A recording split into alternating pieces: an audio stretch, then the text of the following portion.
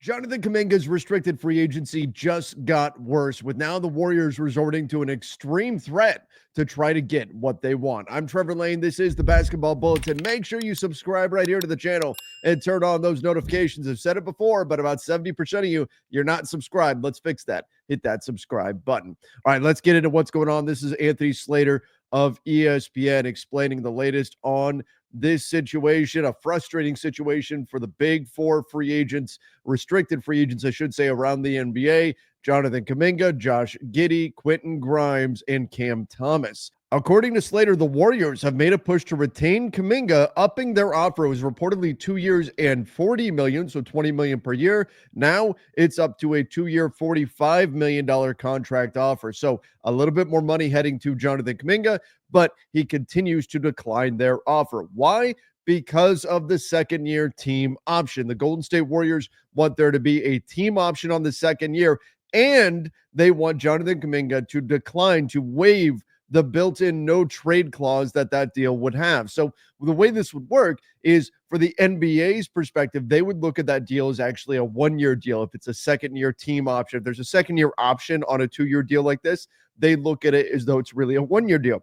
And why that matters is because if it's a 1-year deal and the player is traded, they would then lose their bird rights. The incoming team would not get their bird rights. Let's say Kuminga signed that deal and then say in February he got traded to the Orlando Magic. Well, it would still be looked at as a 1-year deal, and the Orlando Magic would not have his bird rights in that deal unless that option was picked up prior to trading for him. So it would make trading him that much more difficult. And I think that's a big part of this situation. It's not so much that the Warriors are not offering Kuminga enough money or not offering him a fair amount, but it's also the sense that the Warriors are offering him a deal that they feel will be tradable.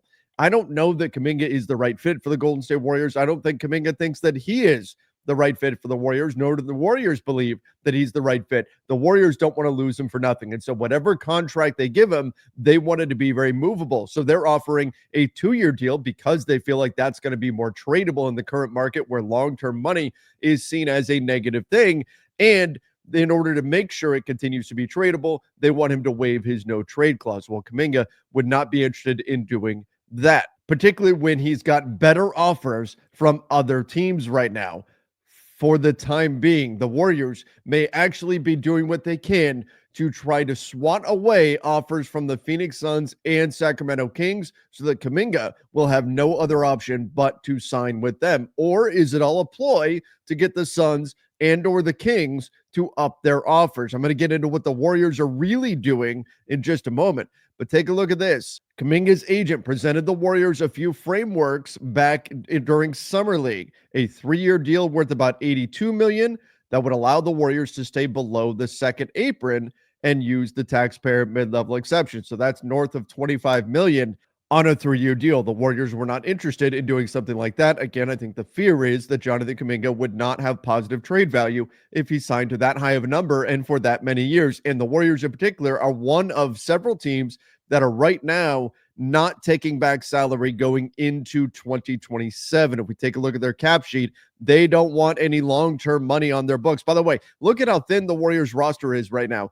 That's because they can't sign anybody else until they get this Jonathan Kuminga situation figured out. So Al Horford, D'Anthony Melton, a few of the players just sitting out there on hold right now because the fear is that if they use part of their taxpayer mid-level exception to sign Al Horford and or D'Anthony Melton, what would happen is that would effectively give them a number that they cannot match in order to sign Jonathan Kuminga. And then another team, say the Brooklyn Nets, could come in with a big offer and actually give Kuminga a number that the Warriors could not match. So they don't want to be able to give up the leverage of being able to match literally any offer right now. They use that as the stick to scare away any kind of offer from Kuminga by promising to match anything that comes in. But if suddenly they are hard capped at the second tier apron by using some of their taxpayer mid-level exception, which right now they are just about $37 million below that. But if they use some of their mid-level exception to sign Al Horford, they use it to sign their taxpayer mid-level, I should say, to sign D'Anthony Melton. Next thing you know, there is a number at which Kuminga could be offered by another team that the Warriors under their current books without being forced to make some kind of other move in order to clear salary off their books and open up more room. And obviously, if you're in that type of situation where in order to match Kuminga's contract with the clock ticking on your restricted rights in order to match the deal that he would have signed with someone else, you would have to imagine that the Warriors would not have any kind of leverage in that negotiation to clear salary off their books and would probably have to pay a very high price to do it. So the Warriors right now have everything on hold that they're planning on doing while they're waiting for this Kuminga situation to resolve, because they don't want to be stuck in a vulnerable spot where Kuminga gets offered a contract that they cannot match. Now, check out what they're doing, though. I think this is crazy, bonkers stuff here from the Golden State Warriors. So Kuminga and Turner have used July to explore their sign and trade options. The Sacramento Kings, we've talked about this before. The Kings and the Phoenix Suns are the teams that are most interested in him. They've got proposals up to 4 years, $90 million, which on a per year basis is a bit less than what he'd be getting from the Warriors, but it also has a player option in the final season, and Kuminga believes that Phoenix and Sacramento would offer him a more featured role. That's a big part of this too. He doesn't feel like the Warriors really want to allow him to show what he can do. He doesn't feel like he fits in Golden State, whereas in, say, Phoenix, you look at it, they don't really have a power forward to turn to in their starting lineup right now. He would immediately go into their starting five and would be a featured player for them. That's not going to be true of the Warriors. And so it's not just the money here, it's the role that would be attractive to Jonathan Kuminga. So if you're looking at a 4-year deal with a player option on the final year and $90 million in total from the Phoenix Suns, say, or the Warriors are offering you 2 years, $45 million with a team option on the second year, and you have to waive your no trade clause. So once again, the Warriors control your destiny. Well, it's easy to see why Kuminga would be more interested in going to the Suns or going to the Kings than staying with the Warriors. Kuminga saying, hey, I've got these other deals out there on the table. Why would I take this deal from you? However, look at this. The Warriors, we know they're not interested in what the Kings and Suns have been offering, and I'll talk about why in just a minute. But look at this. In recent days, they have begun signaling a plan to cut off sign and trade conversations entirely, using their restricted free agency leverage to the fullest. So think about that. That means that the Golden State Warriors want to be able to tell Jonathan Kuminga, guess what? The Suns, the Kings, those offers, they no longer exist. We wiped them off the table because we're simply going to refuse to trade you. So those are no longer there for you. You have us or nothing else. Take it or leave it. That's the Warriors' plan here, because they don't want Jonathan Kuminga to say, hey, I could have a better role in Phoenix. I can have more money in total in Phoenix. I want to be traded there. The Warriors want those offers to completely disappear, so Kuminga has no choice but to sign with them. Or that could also have the effect, if the Warriors are signaling that they're just going to cut off all negotiations, of forcing the Kings and or the Suns, or at least attempting to force them to add in whatever it is that the Warriors want in these trade packages. That could be part of this strategy as well. Now, remember, Jonathan Kuminga does have the nuclear option. He could play for the qualifying offer. The qualifying offer would be a 1-year deal. He would be an unrestricted free agent at next summer, and it would come with a full no trade clause. So if Jonathan Kuminga is worried about control, and this does seem to be about control, if Jonathan Kuminga is worried about that, he could pick up his qualifying offer. He could play on a 1-year deal and then be an unrestricted free agent next summer. He would be able to go to whatever team he wanted, and there would be nothing the Warriors could do to stop him. That is the nightmare scenario for Golden State. That is the scenario in which Jonathan Kuminga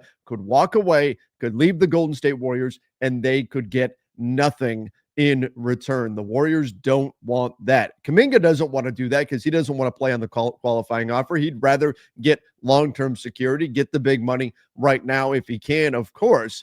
But the threat of him signing that qualifying offer is the highest card in Kuminga's hand, because that would be a disastrous scenario for the Warriors, in which they could lose Kuminga, get nothing in return, and that's where they don't want to be. They want to make sure that even if Jonathan Kuminga is not a great fit for them, and I think everybody agrees that he's not, they still want to make sure they get value back. And that's why it's possible that this threat to completely cut off trade negotiations is just to get the Suns and or the Kings to put forth the offer that they want. Tim Kawakami noted about a week ago that the Warriors, part of their reason why they're so determined to get maximum value for Jonathan Kuminga is because they want assets to go pursue Giannis Antetokounmpo should he ever hit the trade market, whether that's midseason this year, next summer, whenever. They want to have pieces to go big game hunting if and when the next star hits the market, with Giannis specifically being mentioned. But the problem with the Suns offer right now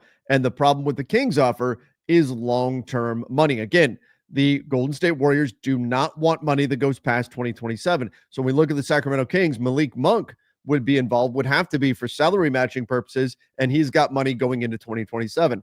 That's a no-go from the perspective of the Golden State Warriors. You go look at the Phoenix Suns and what they could offer. Similar situation. Grayson Allen, fine player. Look, Malik Monk is a good player. Grayson Allen, good player, but $19.4 million in salary going into the 2027 season. That's a sticking point for the Golden State Warriors. Now, do the Warriors also look at a player like, say, Ryan Dunn and say, well, we want him to be in the deal? And for the Phoenix Suns, do you say, no, we don't want to give up our young wing. We're hurting on the wing. We need more wing players. We don't want to give up Ryan Dunn. Could that be a sticking point? Remember, these teams, the Suns, the Kings, the way they have to look at this is not only do they have to be willing to pay Jonathan Kuminga the kind of money that Kuminga wants, they have to be willing to give up stuff on their roster, valuable pieces, for the right to pay Jonathan Kuminga the money that he wants. So it's got to be the right number for Sacramento and Phoenix, got to be the right number for them. And they've got to really want Jonathan Kuminga because you've got to give up valuable pieces. The Warriors reportedly wanting first-round draft capital as well. You've got to be able to give up valuable stuff just for the right to pay Jonathan Kuminga on a big money long-term contract. Now, he's a talented player, so maybe that ultimately is where this lands. But the big shock out of all of this is that the Golden State Warriors preparing to cut off trade negotiations in order to force Kuminga's hand and or force the Phoenix Suns and Sacramento Kings to give a better deal. Now, this last bit here, the Warriors, this is from Anthony Slater, believe they have the best offer on the table for Kuminga. I disagree. If 4 years, $90 million with the player option is there on a team that will actually feature him, I disagree with the Warriors' stance there, but I get why they may think that. The deal is purposely structured to be tradable come January 15th. And Kuminga's ultimate desire is to play elsewhere. It would allow his next team to decline the team option and extend him. He would be the fourth highest paid player in the Warriors next season if he accepted the offer. So again, though, he would have to give up his no trade clause. So the idea is that with that team option, his next team could just decline the team option, then give him an extension off of that. And while that's true, it would also give the power to the Golden State Warriors to trade him wherever they see fit, wherever they want to trade him to. And that is not a situation that Jonathan Kuminga wants to be in, given how things have gone so far with himself and the organization. So here we are. Here we are. Jonathan Kuminga and the Warriors still stuck right now. And now Golden State looking to go to the extreme and completely cut off trade negotiations. Everybody, this is a crazy situation. We'll, of course, be covering here on the Basketball Bulletin. We'll see where it ultimately lands. Do we get to a point where Jonathan Kuminga just says, fine, screw you guys, I'm taking the qualifying offer? Or does a trade get worked out? Or do the Warriors relent and give up their desire to have that no trade clause wiped out? We'll see which path we ultimately go down here with Jonathan Kuminga, a talented young player, but what a mess right now with him and the Golden State Warriors. Give me your thoughts in the comments down below. Don't forget to subscribe right here to the channel. Till next time, see ya and stay safe.